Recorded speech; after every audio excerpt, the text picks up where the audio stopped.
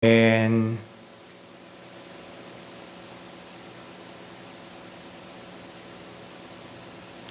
반갑습니다.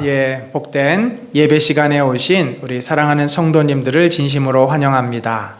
히브리서 성경 공부 두 번째 시간에 오신 성도님들을 진심으로 환영합니다.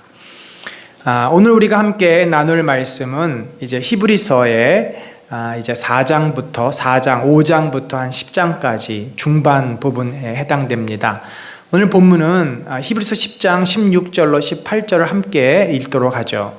완전한 성소이며 제물이신 예수 그리스도. 우리 한번 같이 한 목소리로 쭉 읽겠습니다. 주께서 이르시되 그날 후로는 그들과 맺을 언약이 이것이라 하시고 내 법을 그들의 마음에 두고 그들의 생각에 기록하리라 하신 후에 또 그들의 죄와 그들의 불법을 내가 다시 기억하지 아니하리라 하셨으니 이것들을 사하셨은즉 다시 죄를 위하여 제사 드릴 것이 없느니라. 아멘.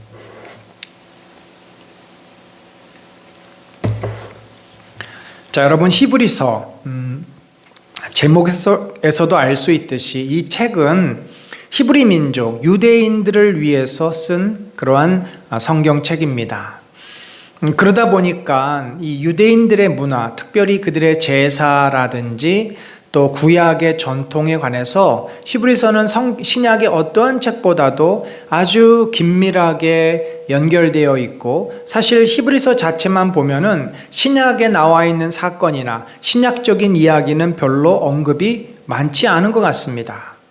물론 이제 11장, 12장, 13장에 보면은 신약의 성도로서 그 시대를 살아가는 예수 그리스도를 믿는 자녀로서 어떻게 살아가야 되는지를 보면은 이게 신약에 있는 말씀이구나를 알 수 있겠습니다만, 이 앞부분 특별히 10장까지 이 예수 그리스도의 탁월하심을 설명할 때 보면은 이게 정말 구약 성경을 가지고 지금 논증을 하는 것 같은 그런 착각을 갖습니다. 그러니까 히브리서 기자가 지금 히브리 사람들에게 보내는 그 내용을 보면은 바로 그들이 믿고 있었던 구약의 전통, 구약의 율법이 이제 더 이상 그들을 구원할 수 없고, 그들을 구원하시기 위해서 하나님께서 새로운 언약의 중보자 모세보다도, 그들이 가장 위대하다고 생각하는 율법보다도, 성전보다도 더 위대하시고 온전하신 그러한 예수 그리스도가 그들의 구원을 위해서 오셨다 하는 것을 이제 논증하는 책입니다. 당시에 우리가 지난 시간에도 봤지만 이제 글라우디우 칙령이라든지 또 네로의 박해를 통해서 초대교회 많은 유대 크리스찬들이 신앙을 버리고 다시 유대교로 돌아가는 그런 안타까운 일들이 여기저기서 발생을 합니다. 이것을 본 히브리 기자는 너희들이 어찌 그 이전에 믿었던 그 조상들이 믿었던 유대교 율법이 분명히 우리를 온전히 구원하지 못한다는 것을 깨닫고서 예수 그리스도를 믿었는데 왜 어찌하여 핍박이 있고 예수를 믿는다는 것이 힘들기 때문에 단순히 예수를 버리고 다시 유대교로 돌아가느냐? 그것은 정말 잘못된 것이다.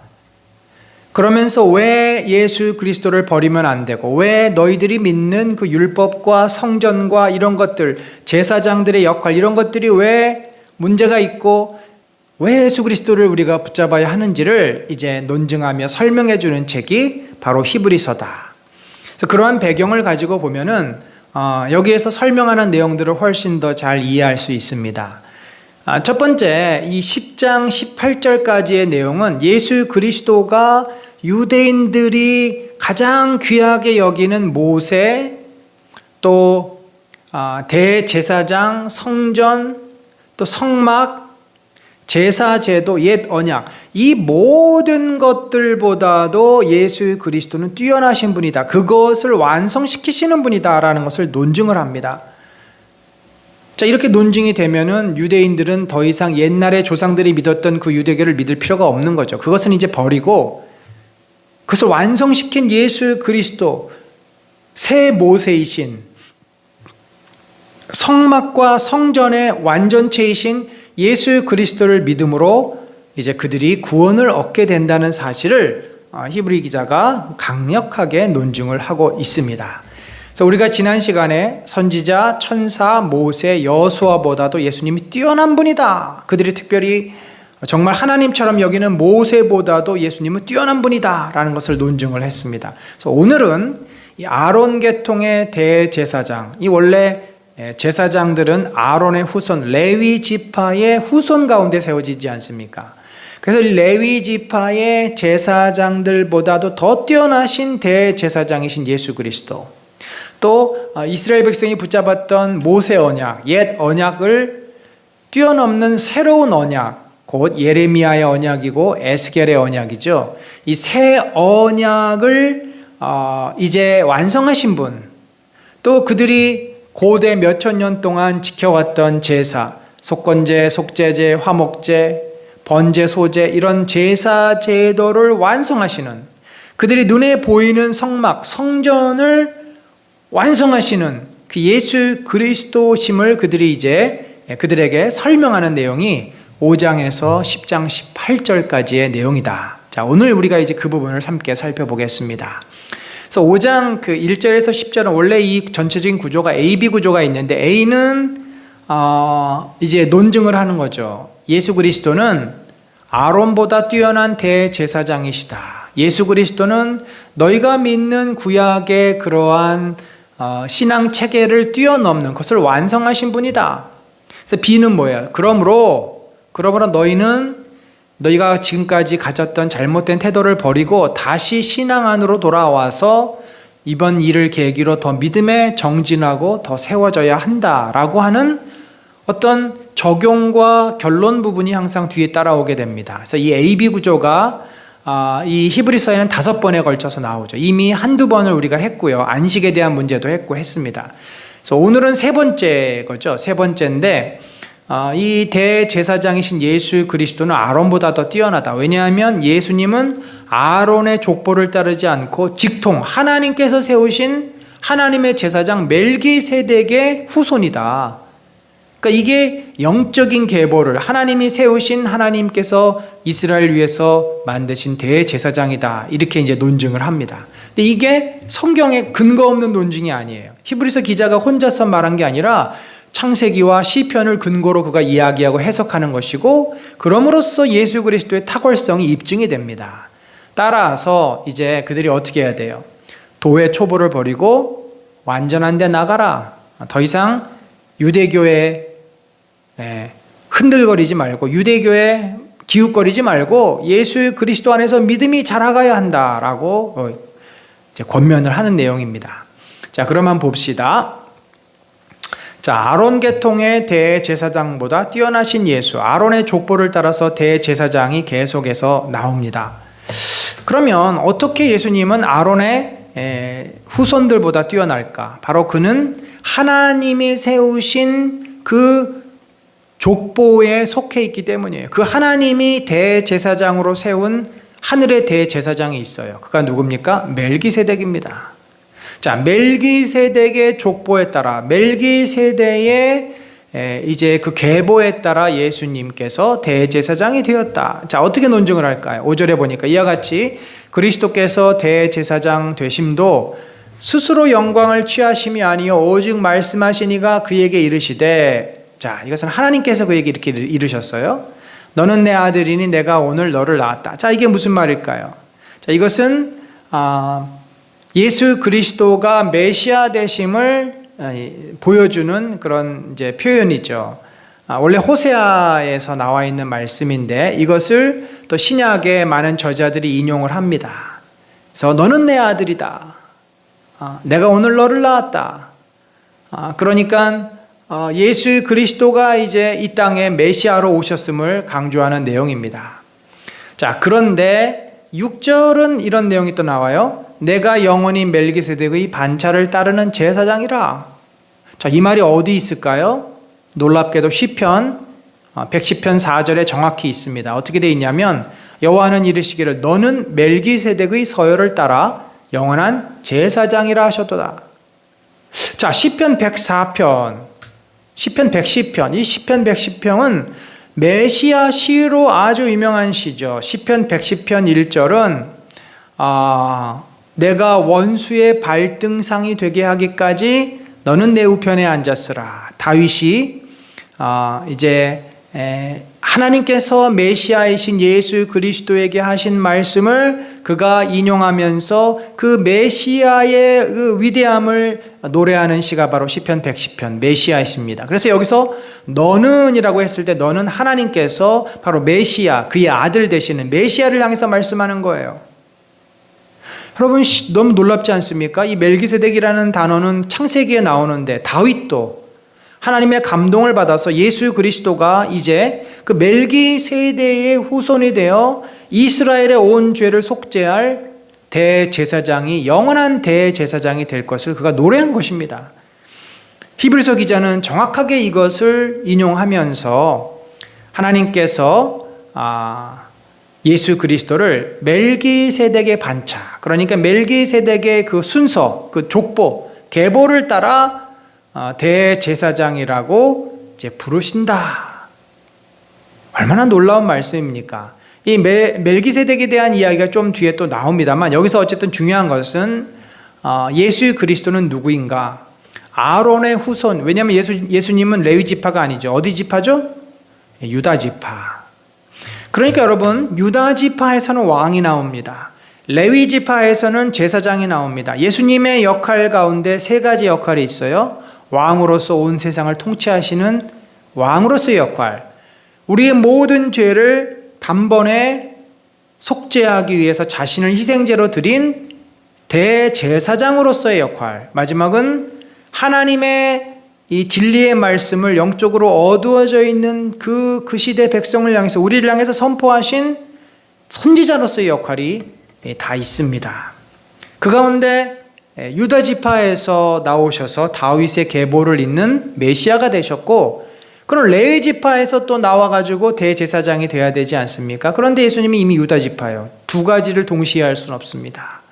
여기에서 하나님께서 묘책을 마련하신 것이 어차피 레위 지파의 후손 가운데 나온 대제사장들은 어떻습니까? 굉장히 큰 핸디캡을 가지고 있어요. 그래서 그 부분을 7장 또 8장 이하에서 다룹니다. 그 핸디캡은 뭐냐면 이 대제사장은 자기의 죄에 대해서 스스로 속죄를 해야 돼요. 그리고 또 다른 더 큰 핸디캡은 그 대제사장의 속죄일 때 드리는 희생물, 그 대제사장이 대표로 드리는 희생제사는 유효한 것이 그 1년에 한 번밖에 드리는 그런 효과밖에 없어요. 그러니까 영원하지가 않다는 거죠. 계속 제사장이 바뀌면 죽으면 또 다른 제사장이 계속해서 제사를 드려야 됩니다. 그렇기 때문에 멜기세덱의 계보를 따라서 매번 드리지 않아도 단번에 모든 것을 once in all, 한 번으로 모든 것을 다 포함하는 영원한 그런 제사를 드린 대제사장으로 삼으셨다. 자, 그러니 계속해서 우리가 구약의 율법을 의지하고 따라야 되겠습니까? 아니면 그걸 완성하고 그걸 한계를 극복하신 예수 그리스도를 믿어야 되겠습니까? 이건 논리적으로 당연히 예수 그리스도를 믿어야 하는 겁니다. 자, 이렇게 이제 5장 앞부분에서 예수 그리스도의 멜기세덱의 계보를 따라 영원한 제사장이 되셨다.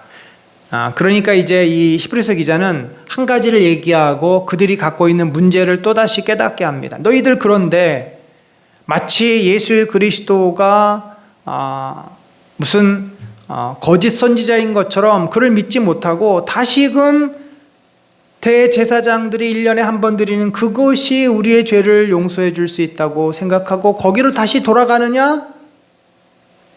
너희가 사실 지금 이 정도 됐으면 마땅히 선생이 되어야 했을 터인데 이만큼 성장했을 터여야 된 너희가 말씀의 초보에 대하여 누구에게 가르침을 받아야 될 처지가 됐다. 왜 그렇죠? 이미 폐기되고 이미 버려진 그 과거의 구약적인 유물을 다시금 붙잡고 있다 보니까 뭐 요즘으로 말하면은 여러분 핸드폰 요즘은 폴더폰이 아니라 폴더블폰이라 그러잖아요. 폴더긴 한데 더블이라 그래서. 근데 옛날에 우리 밀어서 하는 핸드폰도 있었고 이렇게 폴더폰이 있었죠. 지금은 이미 이 핸드폰이라는 것이 어마어마합니다만, 손안의 컴퓨터인데, 옛날에 이 폴더폰 이게 불편하다고 옛날 거로 다시 돌아가요. 그러면 이게 비교가 됩니까? 지금 핸드폰 가지고 있는 그 핸드폰의 기능, 성능, 옛날 폴더폰하고 비교가 됩니까? 옛날 폴더폰에서는 무슨 카톡이라든지 이런 것도 안 되고, 인터넷 검색도 안 되고, 여러 가지가 어렵죠. 그래서 마치 다시 이제 그 옛날의 폴더폰으로 돌아갔다가 다시 핸드폰으로 돌아와서는 처음부터 다시 배워야 되는 지금 그런 꼴이라는 거죠. 얼마나 인생 낭비, 시간 낭비, 또 모든 것이 참 뒤처지는 그런 상황입니까?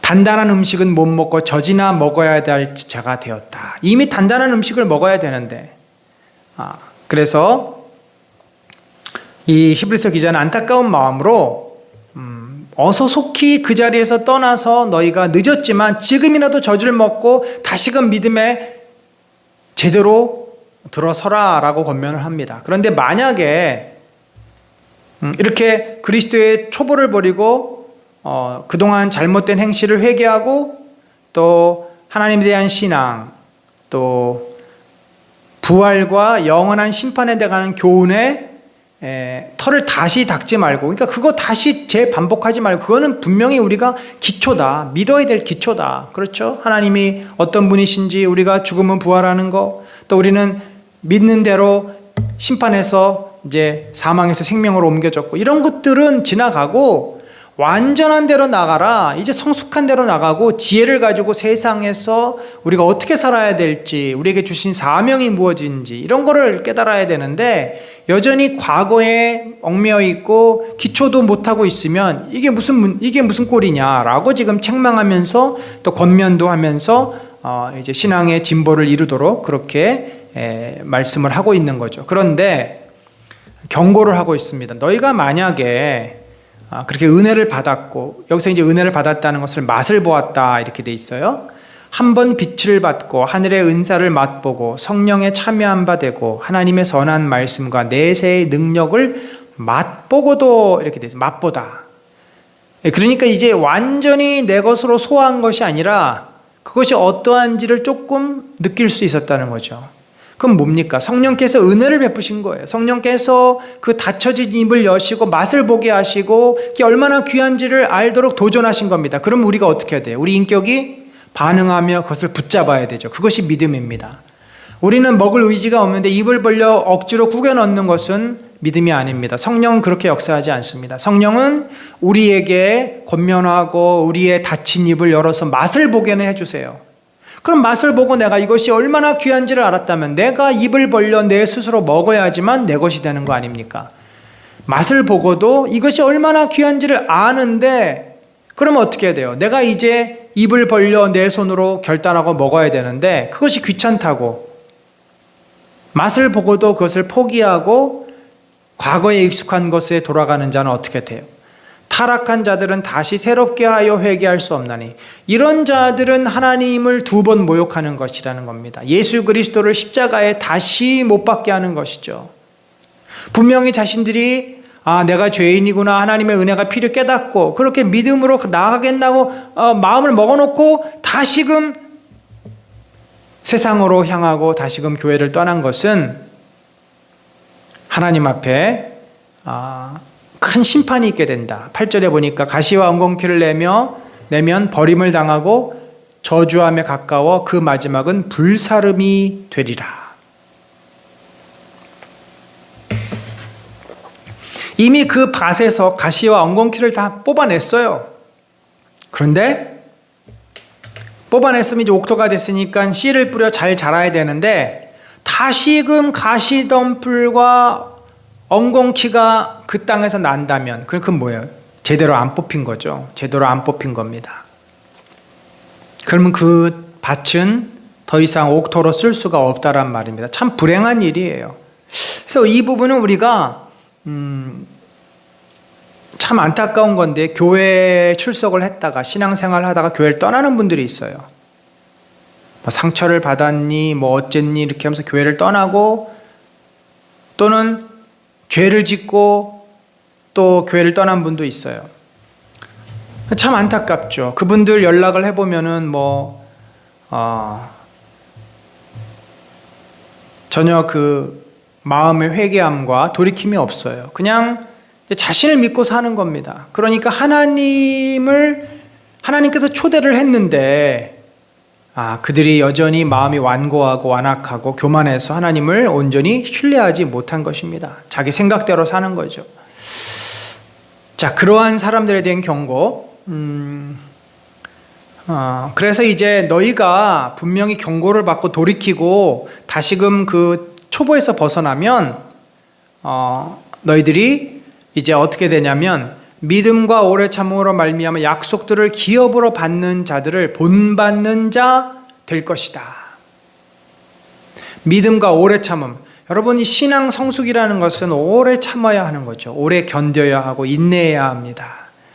나의 연약함, 또 주변 사람들의 연약함, 또 죄가 주는 그 기나긴 싸움이 있지 않습니까? 죄가 쉽게 사라지지 않습니다.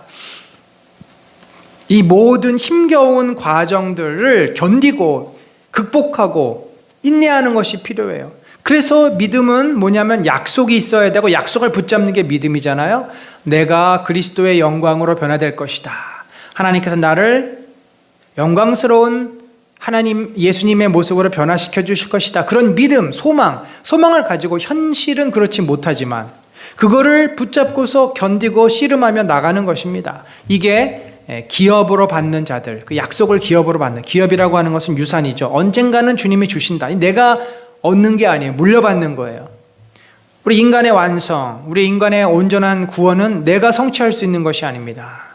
주님이 선물로 주시는 거고 유업으로, 약속으로 주시는 거예요. 그걸 우리가 믿음으로 소망하며 지금 현재를 견디고 이겨나가는 거죠. 그 완성은 주님이 주십니다. 자, 이제 네 번째 경고가 나와요. 이제 세 번째 경고가 믿음의 초보를 벗어버리고 이제 더 이상 율법과 유대주의에 의해서 흔들거리지 말고 예수 그리스도로 온전히 신뢰하는 믿음으로 나가라 라고 권면을 했고, 네 번째는 뭐냐면 다시 또 이제 예수 그리스도가 어떤 분인가, 그분은 영원하고 온전한 대제사장이시다. 더 좋은 언약, 곧 새 언약을 말합니다.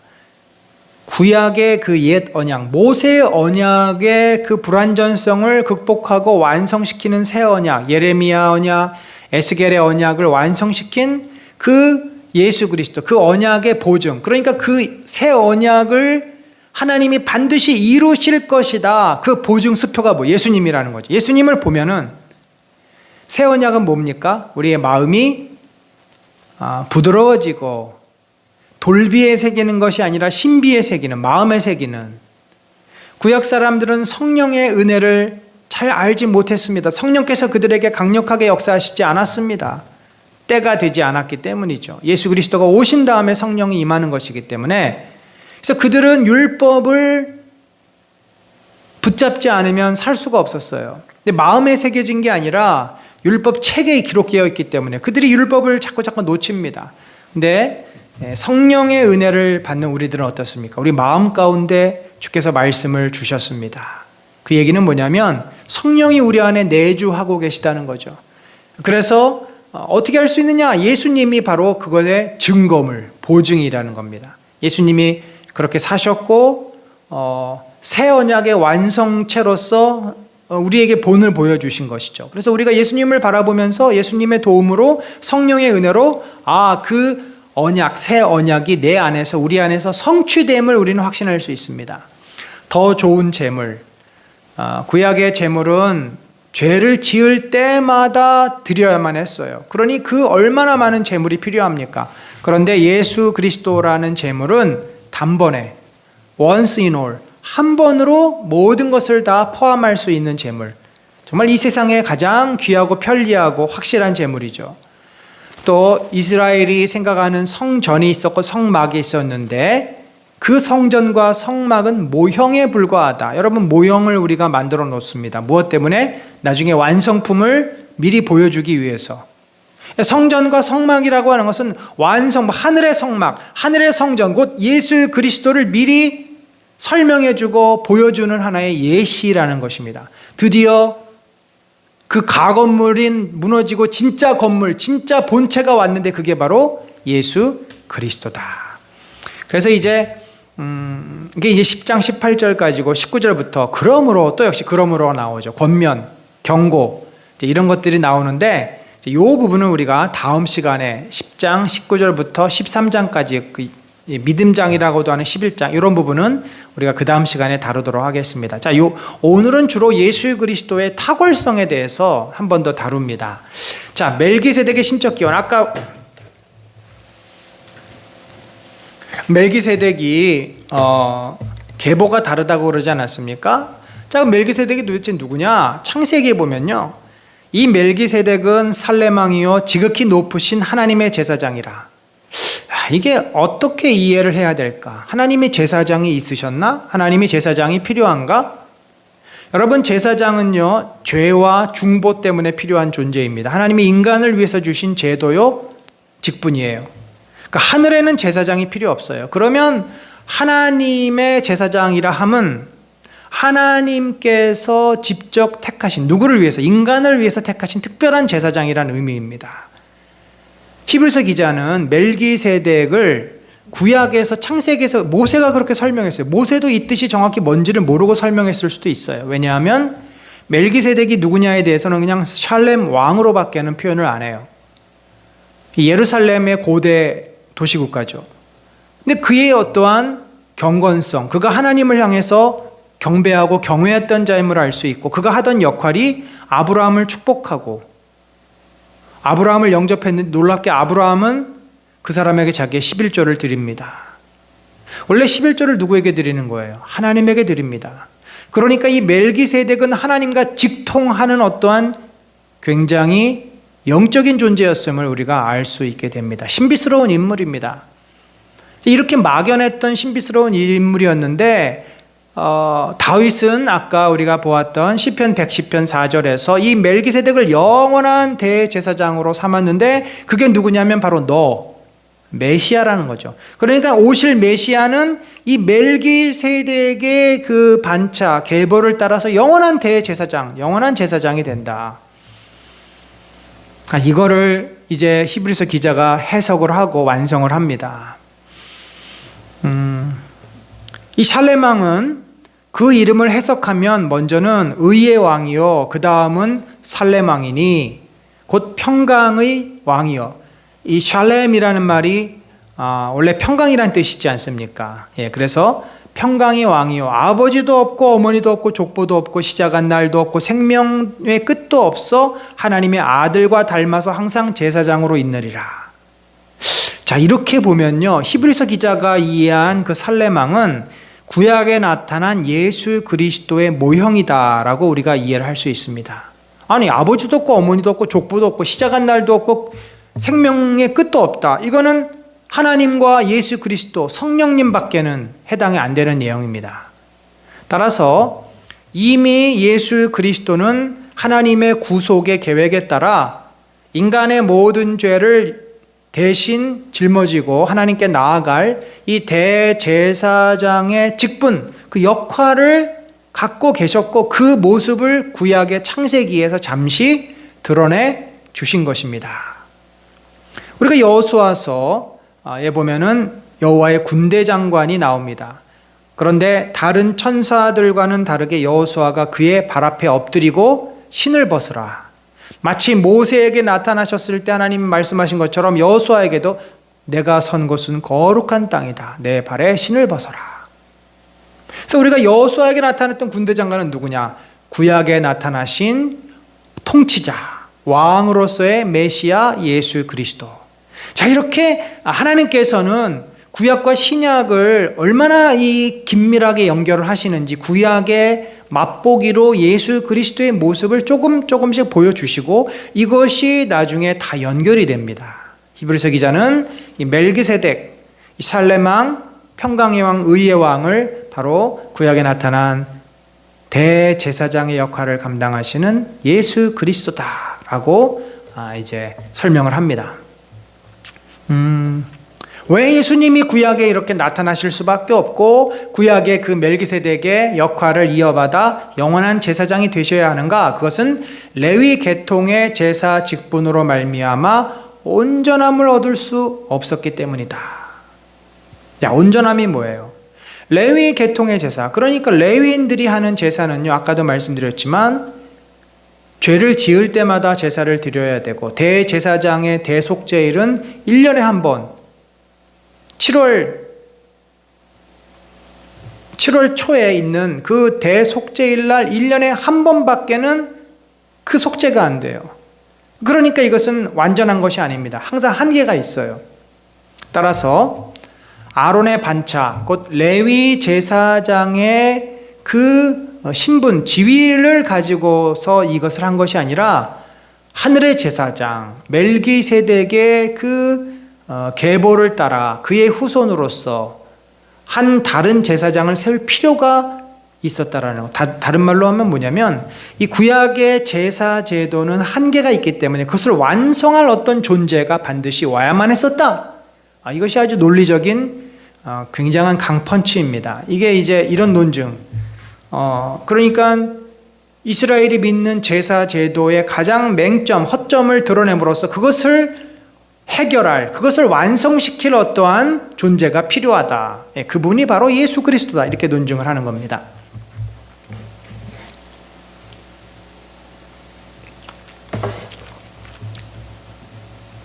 자, 이어서 이제 설명을 하죠. 제사 직분이 바뀌어졌은즉, 제사가 어떻게 바뀌었어요?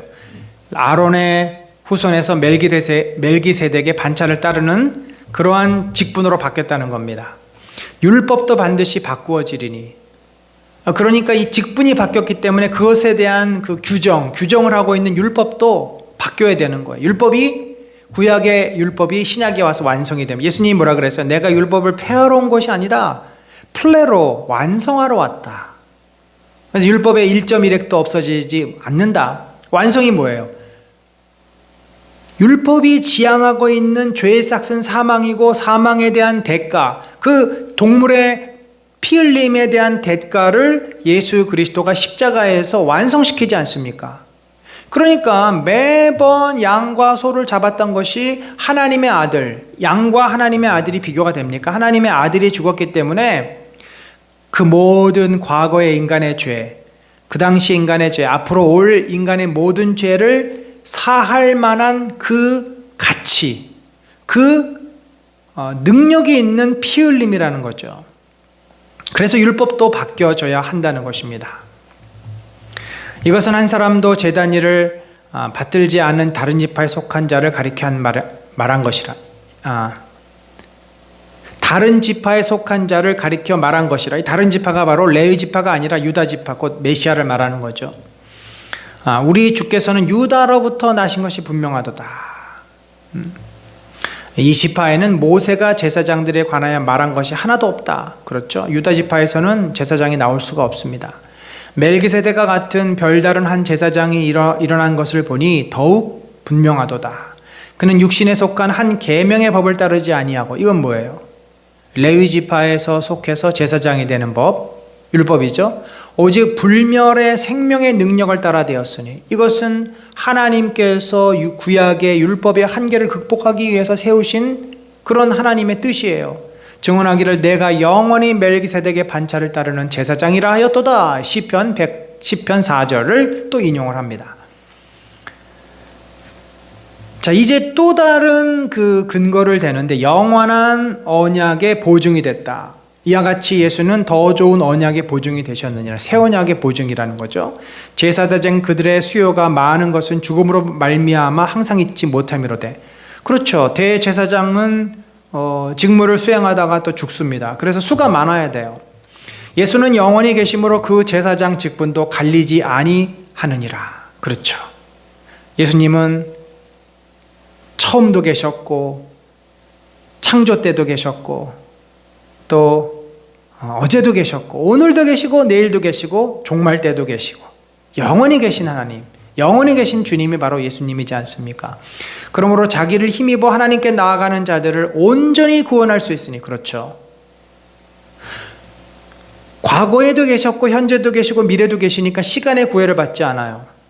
그 핏값은 모든 인간의 죄를 지불할 만한 가치와 능력이 있어요. 왜냐하면 그분은 하나님의 아들이시기 때문에. 아무런 죄가 없는 분이 모든 인간의 죄를 짊어질 만한 그러한 가치와 그러한 능력을 가진 분이기 때문에 그분의 희생, 그분의 핏값은 양의 흘린 피, 염소의 흘린 피와는 비교할 수 없는, 그래서 모든 인류의 죄를 능히 감당할 수가 있는 것입니다. 이는 그가 항상 살아계셔서 그들을 위하여 간구하심이라. 그러니까 예수 그리스도가 과거에 십자가에서 흘린 피를 믿고 고백하면 그 죄를 그가 예수님이 용서하시고 그를 하나님께 그를 위해 간구하신다, 중보하신다는 겁니다. 이게 중보자의 역할이죠. 그러니까 이런 거예요. 우리가 죄를 짓고 예수님의 이름을 힘입어서 주님 앞에 용서를 구합니다. 회개합니다. 주님, 제가 너무나 큰 죄를 졌습니다. 저의 욕심과 저의 악함으로 인해 하나님의 말씀을 제가 잊어버리고 제 욕망대로 살았습니다. 회개합니다. 그러면 이미 그 죄값은 저는 지불할 필요가 없어요. 왜냐하면 예수님이 이미 다 과거에 지불하셨어요. 과거의 죄값을 다 그게 나에게 이제 적용이 되려면 어떻게 해야 돼요? 중보자이신 예수님이 하나님께 기도합니다. 우리 김 집사가 자신의 죄를 회개했습니다.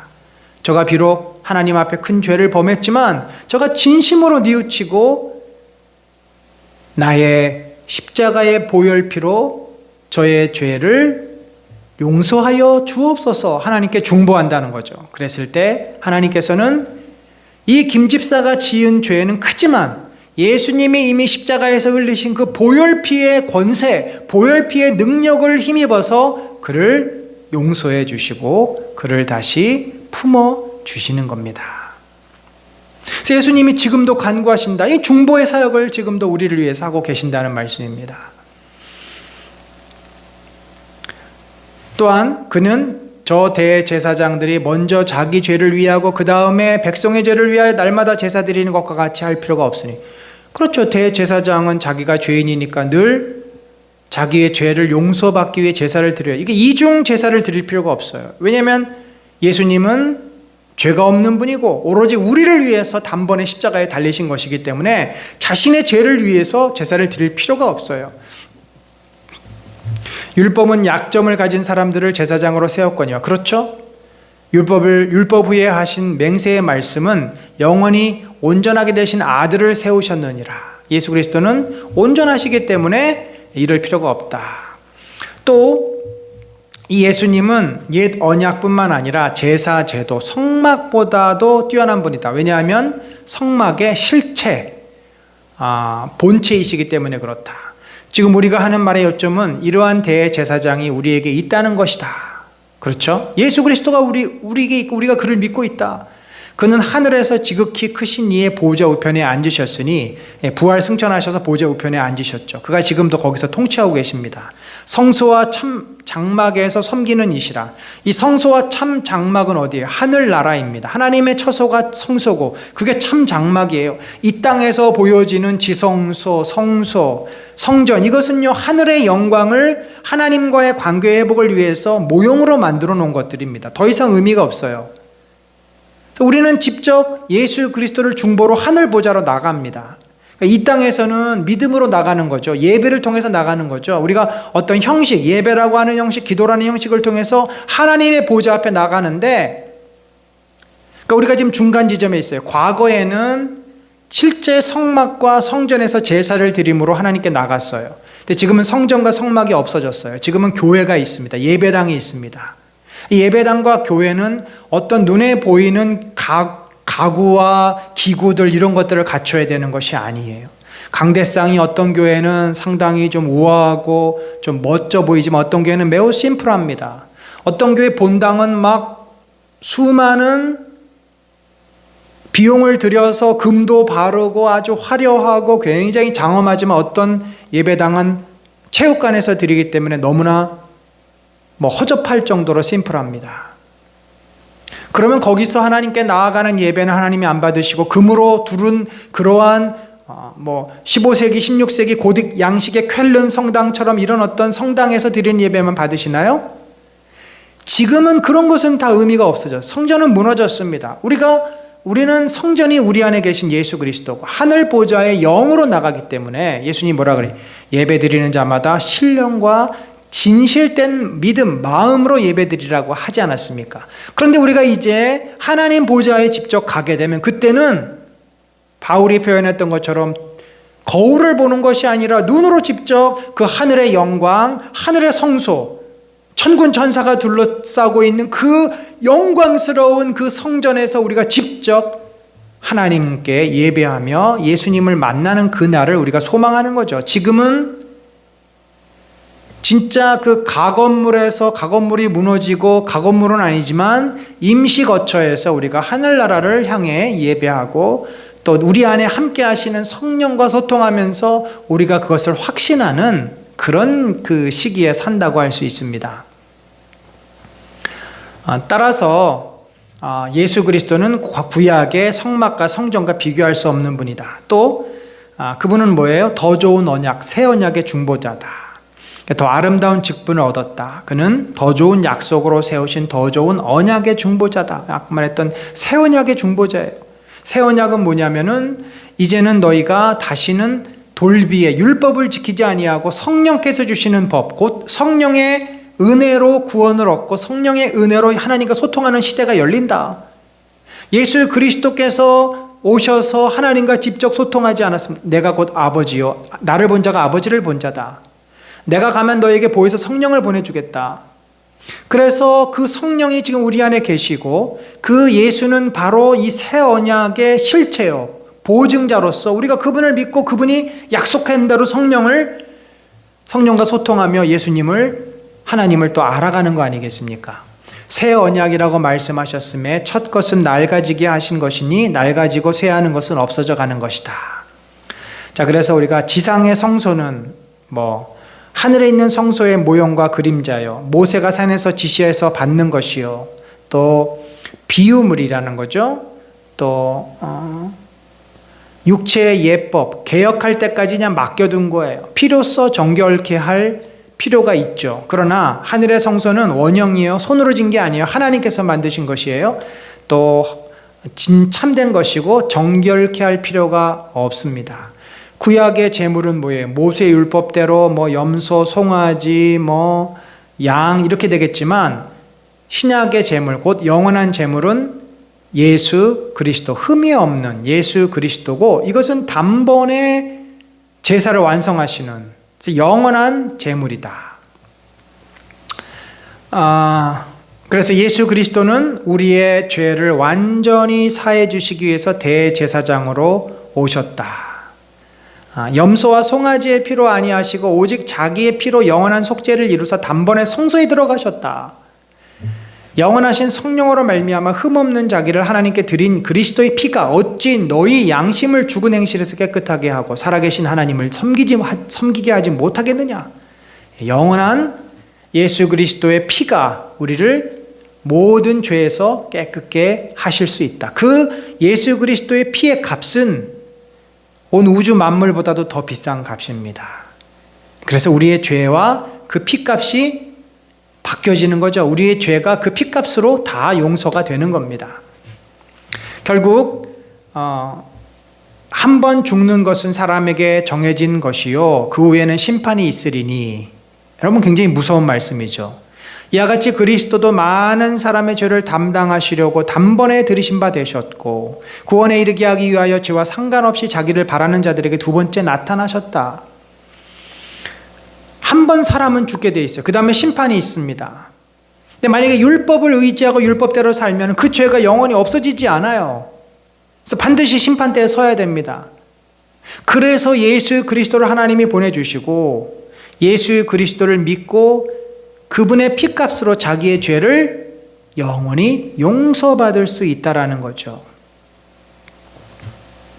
자, 율법은 어떻습니까? 장차 올 좋은 일의 그림자일 뿐이요 참은 아니다는 거죠. 율법은 바로 예수 그리스도를 가리킬 뿐입니다. 주께서는 제사와 예물과 번제와 속죄제는 원하지도 아니하고 기뻐하지도 아니하신다. 왜냐하면 구약의 많은 사람들이 겉으로만 이 율법을 지켰어요. 겉으로만 제사를 드렸어요. 이사야가 뭐라 그랬습니까? 너희의 제사를 내가 다시 받지 않겠다. 너희의 그 위선된 제사, 위선된 그 제물을 내가 더 이상 받지 않는다. 예수님이 오실 당시에 성전에서는 어떤 일이 벌어졌습니까? 강도의 굴열.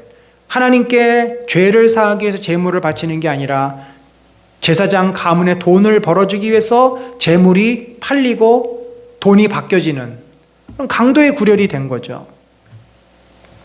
그래서 이러한 율법의 한계, 율법의 문제를 극복하기 위해서 첫 번째 것을 폐하심은 그 잘못됐으니까 두 번째 것을 통해서 이제 해결하시겠다는 것이고, 그것이 바로 예수 그리스도의 대제사장으로서의 자기 속죄입니다. 이 제사는 언제나 죄를 없게 하지 못하거니와, 그렇죠, 오직 그리스도는 죄를 위하여 한 영원한 제사를 드리시고 하나님 우편에 앉으사 그 후에 자기 원수들을 자기 발등상 되게 하실 때까지 기다리시니 거룩하게 된 자들을 한 번의 제사로 영원히 온전하게 하셨다. 히브리서 기자가 바라보는 예수 그리스도는 어떤 분이십니까? 십자가에서 죽으시고 부활하셔서 하나님 보좌 우편에 앉으셔서 그 원수가 발등상 되게 하기까지, 바울도 그 원수가 발등상 되게 하기까지 하나님은 온 세상을 예수 그리스도를 통해 통치하신다. 그래서 그 예수 그리스도가 통치하시는 내용 가운데 교회를 세우시고 교회를 지키시는 것도 있지만, 우리의 죄를 용서해 주시기 위해서 하나님께 중보하는, 우리의 죄를 깨닫고 우리가 그리스도의 이름을 힘입어서 죄사함을 얻고 회개하면 그 그리스도의 피로 그 죄를 용서하시고 아버지께 중보함으로 그가 완전히 용서받는 그 역할을 하고 계시다는 것입니다. 그래서 그들의 죄와 그들의 불법을 내가 다시 기억하지 아니하리라. 이것들을 사하셨은즉 다시 죄를 위하여 제사 드릴 것이 없게 되는 것입니다. 사랑하는 성도 여러분, 예수 그리스도는 구약의 모든 한계, 문제를 극복하시고 십자가에 자신을 온전한 희생물로 드리셨습니다. 그리고 부활 승천하서 지금 뭐하고 계세요?